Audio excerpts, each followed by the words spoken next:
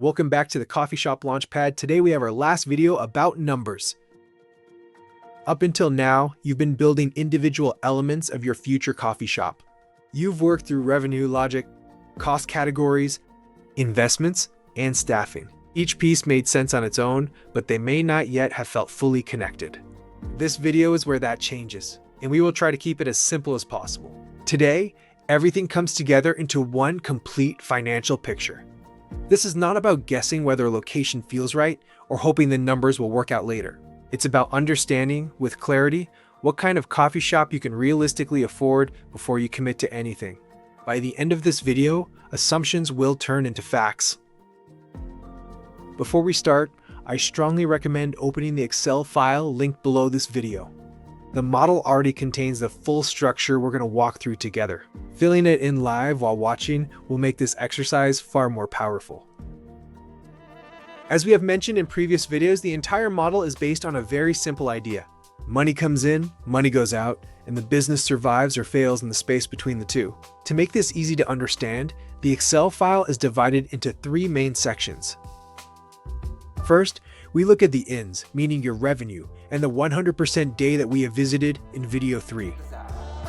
Second, we move to the outs, which are your costs and the 4 categories we have discussed in video 4. Third, in today's video, we combine both sides into one view that shows you the reality of your future business.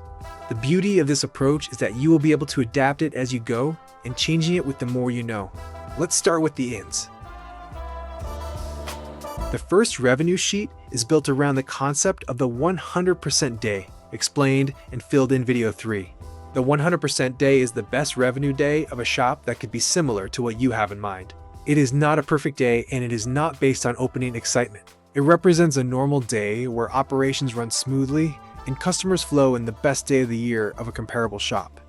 Here, you bring together everything you've already worked on in previous videos.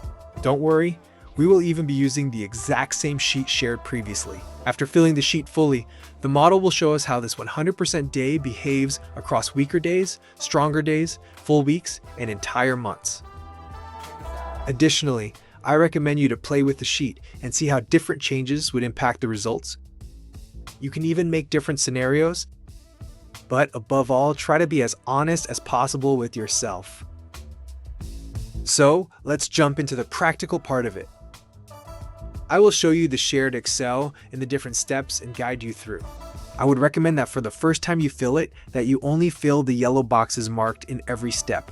After this is clear, you can modify the sheet as you wish if you want to play with the numbers. Step 1. In this step, we will fill in the 100% matrix with your own numbers. First, you will need to open your Excel file and go to the first sheet named 100% day matrix. As explained in detail in video 3, we will start by entering your own assumptions into the yellow boxes of the 100% matrix. Start by filling the best day of the week or the month with 100% and use it as a reference to fill the rest. As you move along, you will see the rest of the matrix will fill automatically. These numbers should reflect your discussion with the expert you have found. This matrix is the foundation of everything that follows, so the more realistic you are here, the more valuable the model becomes. Step 2. Enter the 100% day amount. Once the matrix is complete, move to the second step below the matrix. Here you'll be able to fill the 100% day amount in your own currency. Here you have to input the maximum revenue the shop you are comparing to has achieved in one single day, ideally without including VAT. This number represents your benchmark day. It is the best day of the year of a comparable coffee shop. Again, the values for the rest of the days will fill automatically. From this point on, the entire model will use this number as its reference. Step 3. Review the automatic calculations and add holiday closures. After entering the 100% day, you'll notice that the model automatically fills in daily, weekly, and monthly values. Take a moment to review these numbers and make sure they feel reasonable.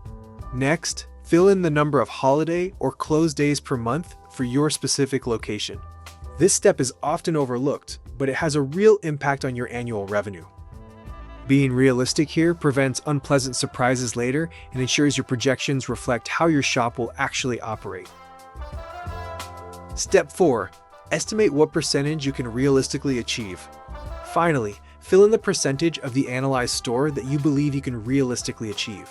This is not about copying another shop's success exactly, but about positioning yourself honestly. If you are opening your first location, starting in a quieter area, or entering a competitive market, your percentage may be lower at the beginning. That's completely normal. The strength of this model is that it allows you to test different scenarios safely before making real-world commitments. We started by estimating 30% of our reference shop, and we're quite accurate. Additionally, you will be able to see all the information provided in a graph below, where you can see your monthly estimated revenue versus the one of your selected comparable shop.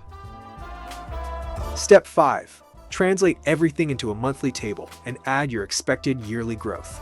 In the final step, all previous inputs are translated automatically into a clear monthly revenue table. This allows you to see how your business performs across the entire year, month by month, rather than as a single average number. Here, you also need to add your expected yearly growth on the yellow boxes. This could reflect improved operations, stronger brand awareness, increased customer loyalty, or better efficiency over time. Growth should be modest and realistic, especially in the early years. The purpose of this step is not to predict aggressive expansion, but to understand how gradual improvement affects your long-term sustainability. With this, we are through with the ins. You see, it is not as complex as it seems. Now we will move to the outs. Revenue often gets the most attention, but costs are what determine whether your coffee shop is sustainable. This section of the model is designed to remove guesswork and make every major expense visible. In previous videos, we have explained the different types of costs. By now, you should have a complete list with all of the costs, and all of them should be already in one of the 4 categories. Today, we will go through the cost side in 2 parts. We will explain first, fixed cost and investment together, as you will be actually using the information you have researched for your business case and implement it here. And second, variable costs and personnel costs. These you will approximate through the 100% day method and apply those numbers as a basis until you have more information when the shop is running. This method assumes you are starting a shop from scratch, therefore it's very useful, but in case you are buying a place, you might have also access to much more information that you can implement directly to be as near to reality as possible. So let's jump to it. Let's start with fixed costs. As we have mentioned, fixed costs are expenses that stay the same regardless of how many coffees you sell. Rent or approximated rent, insurance, software subscriptions, and accounting costs all fall into this category. These costs appear every month and create the financial baseline your business must carry. At this stage, we are not judging whether these numbers are good or bad. We are simply placing them clearly into the system so they can be evaluated later. By now, you should have a list of all of these costs and the approximated expense to each of them. Investments. Investments are often underestimated or emotionally minimized. Espresso machines, grinders, furniture, renovation, and equipment are real costs, even if they are paid only once. In this model, investments are listed along with the month you expect the cost to fall in order to show their true monthly impact. For this section, you will use the assigned sheet for fixed costs and the assigned sheet for investments accordingly, and you will include a line for each item that you have in the list you have researched. Remember, we have also shared a complete list of possible variable costs and investments in our previous video, so don't forget to compare it to yours. Additionally, you will place the cost in your currency in the right month. Once the list is complete and all the right amounts have been included, you will see how everything gets automatically added up for every month. This generates a summary of all costs in this category that we will use later on. Now, let's move to variable costs. As we have mentioned, variable costs move together with your sales. The more you sell, the higher these costs become. Coffee beans, milk, cups, and pastries all belong here. If you are in the beginning of your journey and not yet open, you will have no information in this category. Therefore, it becomes more challenging to approximate. In this case, I would recommend that you take a 30% of your estimated revenue. This should be a pretty accurate first estimation, independently of your geography. You will see the sheet should be automatically filled if you already filled the 100% day sheet. Additionally, I would recommend to write the complete list of all items you will need in this category below. This will give you the possibility of making all of the changes later on and implement real values as soon as you are open and have more information. Finally, let's move to personnel costs. For most coffee shops, staff costs represent the largest ongoing expense, but this is the one that varies the most depending on your geography. Please take a moment to consider which percentage here would fit to you, and also consider the discussions with your expert. This sheet structures all personnel-related costs clearly, including roles, names, wages, and working hours, and expressed as FTEs in percentage. FTE means full-time employee, and it means the percentage of time this person is doing in the mentioned position. In this sheet, you will need to make some adaptations on how the monthly value is calculated depending on your geography, but I will give you the example for Austria. If you go to the formula on the cell E4, you will see the following items. The salary is multiplied by the FTE percentage, then multiplied by 1.35. This 1.35 represents the amount of taxes you have to consider in Austria above the salary to the employee, in this case 35%. Finally, this amount is multiplied by 14 and divided by 12. In Austria, you must pay one extra month of Christmas bonus and another bonus month in summer. This is considered here. That's it. You just need to fill the rest of the table accordingly, and you have your first approximation. By laying everything out transparently, you can see exactly how staffing decisions affect your monthly financial reality. Finally, as I mentioned in previous videos here, you will see your approximated personnel budget in the red box that has been automatically calculated if you filled the 100% day. The idea would be that you fill the table according to your geography and costs, and then match as you go in the first weeks to your estimated budget on the yellow side. With this, we have all cost categories, and we can move to putting them all together. In the end, all cost categories come together in the total out summary sheet. This single monthly number represents the financial weight your business carries month by month. It is not a judgment. It is simply the reality your revenue must support, and it gives you clarity. You will see the 4 categories summarized and their monthly total expense according to your inputs in the other sheets. Please double check, as all of the months in this sheet should be automatically negative. If this is not the case, take a closer look to where the mistake could be. With this, we have all of the outs summarized together and are ready to create a final combined view with the ins and the outs together.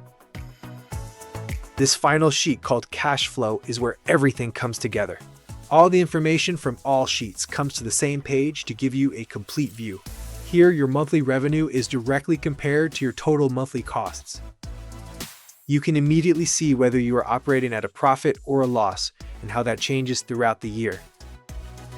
Additionally, if you include all investments, you will see that the cash flow is negative in the beginning and how long it would take to recover. This view also reveals your break-even point.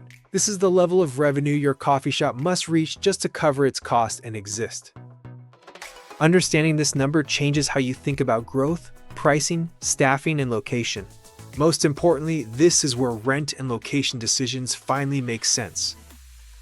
Based on your actual numbers, you can now see what level of rent is realistic for your business model and what type of location fits within safe financial boundaries.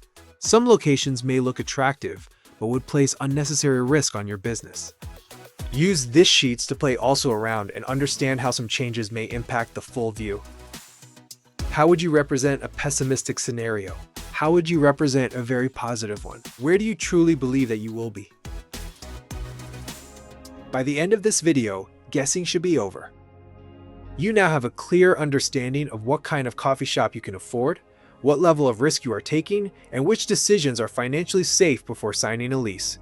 This model gives you confidence, not because it promises success, but because it replaces hope with understanding. Please try to be as realistic as possible, and remember to take a look at the resources below the video to find the full business case template. And if you have any questions or comments, do not hesitate to reach out to me or the community. That's exactly what we are here for. Now you are ready to get into the rest of the content and see it with clarity. In the next few sections, we will speak about your dream location, the ideal setup, your suppliers, your team, and how to optimize it. So I truly hope to see you there. In the next video, we'll use this clarity to talk about finding your dream location and everything you need to consider when evaluating a space in the real world.